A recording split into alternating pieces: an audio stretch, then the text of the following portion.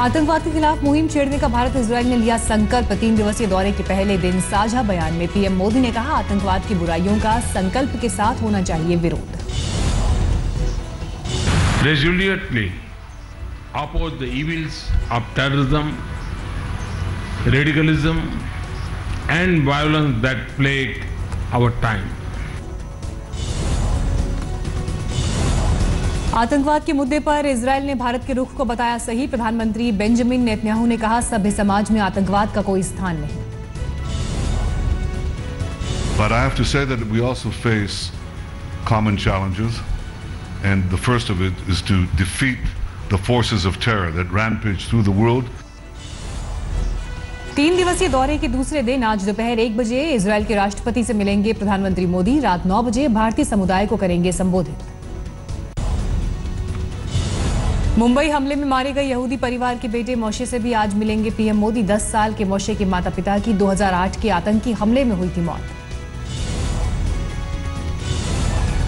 Israel से drone खरीद सौदे के साथ ही कई अहम रक्षा सौदों पर होंगे हस्ताक्षर। कृषि और तकनीक के क्षेत्र में भी दोनों देशों के बीच कई अहम समझौतों की उम्मीद। इजराइल जाने वाले पहले भारतीय प्रधानमंत्री बने नरेंद्र मोदी का तेल अवीव में हुआ धमाकेदार स्वागत। नेतन्याहू ने प्रोटोकॉल तोड़कर किया स्वागत। एयरपोर्ट पर 3 बार गले मिले। इजराइल में नेतन्याहू ने हिंदी में किया स्वागत तो मोदी ने हिब्रू में दिया जवाब। नेतन्याहू ने कहा, 70 साल से भारतीय पीएम का था इंतजार। इजरायली पीएम ने गुलदाउदी के फूल को दिया मोदी का नाम। पीएम मोदी ने यहूदी नरसंहार में मारे गए लोगों को याद किया। सिक्किम सेक्टर में तनाव के बीच चीन ने भारत के पाले में डाली गेंद। कहा, भारत बताए अपनी सेना, सैन्य विकल्प का इस्तेमाल भारत की नीति पर निर्भर। चीन की कम्युनिस्ट पार्टी के अखबार में भारत के खिलाफ जहरीले लेख, 1962 से भी कड़वे सबक सिखाने की लिखी गई बातें।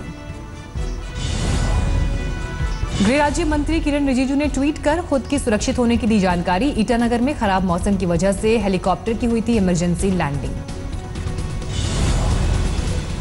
अरुणाचल प्रदेश के पापुम-पेरे जिले में वायुसेना का एक हेलीकॉप्टर लापता, 3 लोग थे सवार। सेना में खराब खाने का मुद्दा पहुंचा कोर्ट। दिल्ली हाई कोर्ट ने एक जवान की अर्जी पर 10 जुलाई से सुनवाई करेगा। जाकिर नाइक मामले में प्रवर्तन निदेशालय की जांच में बड़ा खुलासा। फंड की हेराफेरी के लिए जाकिर ने बनाई थी फर्जी कंपनियां। गौरक्षकों के समर्थन में आए वीएचपी नेता सुरेंद्र जैन। कहा, मीट लॉबी बहुत मजबूत, गौरक्षकों के खिलाफ करते हैं हिंसा।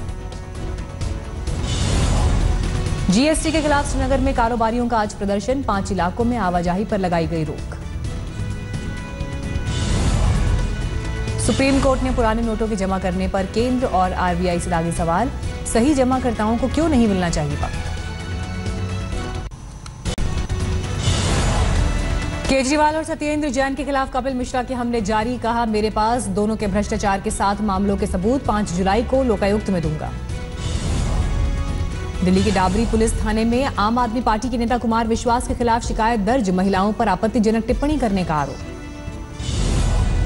अकबरुद्दीन ओवैसी की सदस्यता रद्द करने की मांग को लेकर चुनाव आयोग जाएगी बीजेपी। एआईएमआईएम की भी मान्यता रद्द करने की रखेगी मांग। पश्चिम बंगाल की सीएम ममता बनर्जी ने राज्यपाल केसरीनाथ त्रिपाठी के खिलाफ खोला मोर्चा। धमकाने का लगाया आरोप। कहा, मैंने इस्तीफा देने तक की सोच ली थी। राज्यपाल ने जताई हैरानी।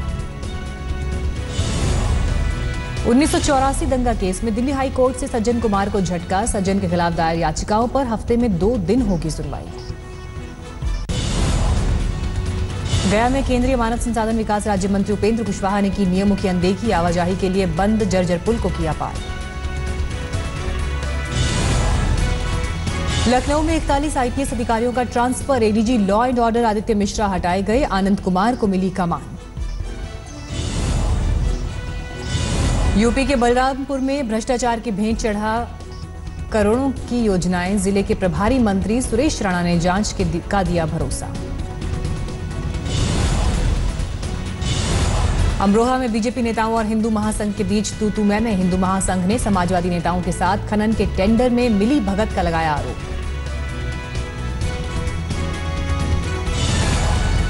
लखीमपुर खीरी में एसपी दफ्तर पर महिलाओं ने किया प्रदर्शन, एफआईआर दर्ज न करने से खफा।